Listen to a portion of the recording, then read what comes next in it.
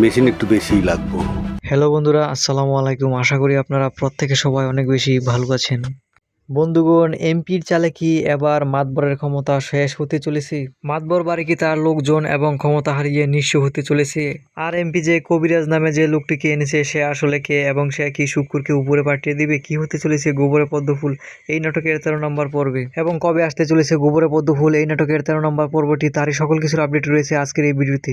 তো বন্ধুগণ, আপনারা হয়তো ইতিমধ্যে গোবরে পদ্মফুল এই নাটকের 12 নম্বর পর্বটি দেখে ফেলেছেন। আশা করা যায় এই নাটকের 12 নম্বর পর্বটি আপনারা অনেক বেশি পছন্দ করেছেন, তাই অধীর আগ্রহে বসে আছেন এই নাটকের 13 নম্বর পর্বটি দেখার জন্য। আর যারা এখনো এই নাটকের 12 নম্বর পর্বটি দেখেননি, তারা অবশ্যই eagle web series YouTube channel হতে দেখে আসতে পারেন। এবং বন্ধুগণ, আপনারা যদি আমাদের চ্যানেলে নতুন দর্শক হয়ে থাকেন, তাহলে অবশ্যই আমাদের চ্যানেলটিকে সাবস্ক্রাইব করবেন, কারণ আমরা প্রতিনিয়ত এই সকল নাটকের আপডেট আপনাদের মাঝে নিয়ে আসি। আর বন্ধুরা, আপনারা কে কোথায় কোন দেশ হতে ভালোবেসে আমাদের ভিডিওগুলো দেখছেন, তা অবশ্যই কমেন্টে লিখে জানাতে পারেন।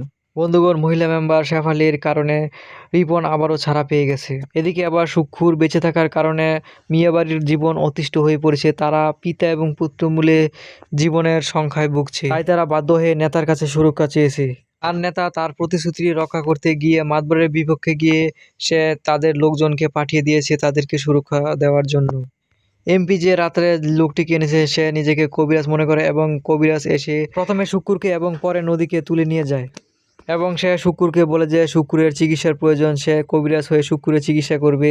আর এই চিকিৎসা কি শুক্কুরকে উপরে পাঠিয়ে দিবে, তা যদি জানতে চান তাহলে অবশ্যই চোখ রাখতে হবে গোবরে পদ্মফুল এই নাটকের 13 নম্বর পর্বে। বন্ধুগণ, আর বেশি দেরি করবো না, অবশেষে আপনাদেরকে জানিয়ে দিচ্ছি গোবরে পদ্মফুল এই নাটকের 13 নম্বর পর্বটি কবে আসতে চলেছে।